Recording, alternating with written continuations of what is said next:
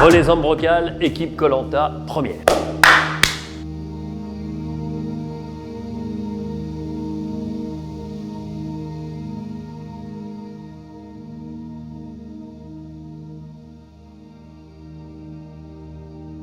Je suis un peu à l'origine de cette équipe Koh Lanta pour cette magnifique épreuve du Grand Raid de La Réunion. J'ai reçu un message, on m'a dit Bastien, est-ce que ça t'intéresse de participer au Grand Raid à La Réunion?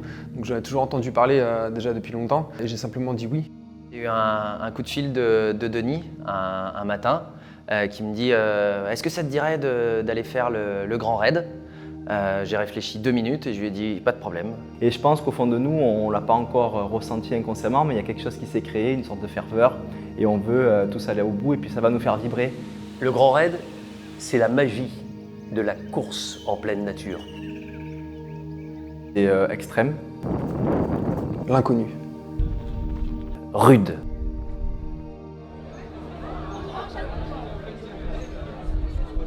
C'était pour moi un rêve de vivre un jour cet événement du Grand Raid à travers le Relais Ambrocal.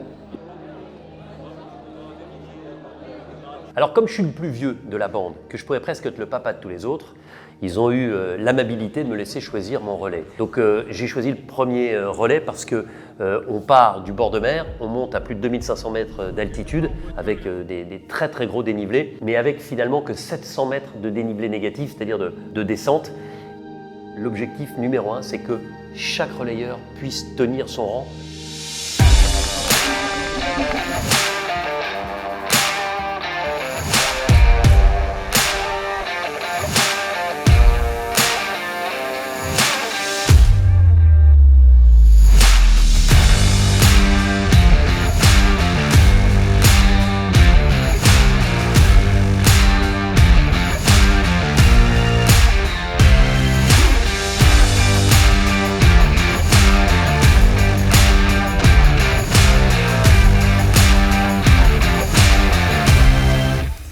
Le deuxième relais pour moi, parce que c'est un terrain qui est le plus technique et où on peut gagner le plus de temps, même si ce n'est pas la distance la plus longue, on peut gagner plus de temps, donc peut-être exploiter aussi nos forces de trailer sur ce terrain-là.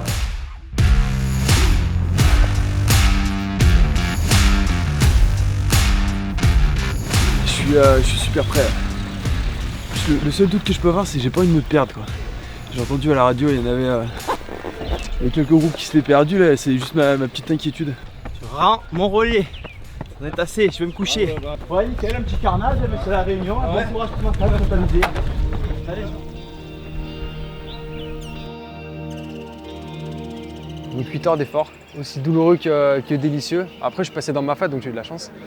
C'était le plus bel endroit, donc c'est vrai que quand j'avais du mal, je me faisais une petite pause de 2 minutes, je me disais wow, c'est quand même vachement beau.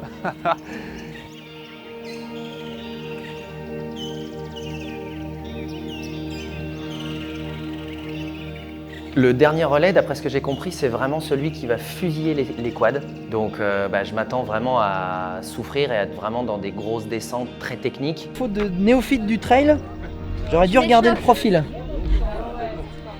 Ouais, parce que là, la petite première montée, elle a l'air savoureuse quand même.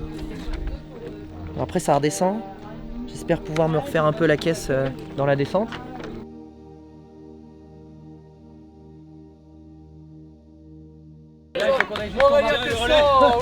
Bien joué. Allez, viens. C'est beau ce que t'as fait. Ça va? Tiens le choc? Ouais. Ça va ton genou?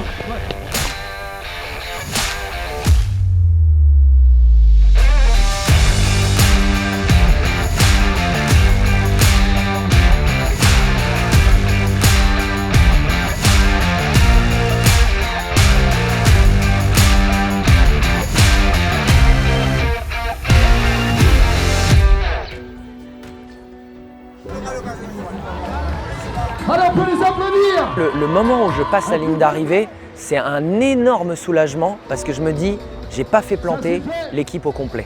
Sur ce relais, double apothéose. La première quand je finis mon relais parce qu'il y a le soulagement d'en terminer, il y a le bonheur et à l'arrivée se retrouver 15e, être tous les 4 regroupés sans blessure, sans avoir de gros problèmes, c'est juste que du bonheur.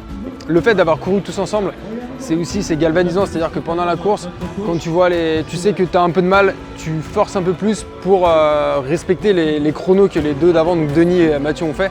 Ils ont explosé, du coup je me suis dit vas-y, il faut que j'envoie aussi. Donc c'était malade, on a vraiment kiffé. Et encore une fois, le trail, moi j'en fais aussi pour les émotions et j'ai eu des émotions très fortes hier.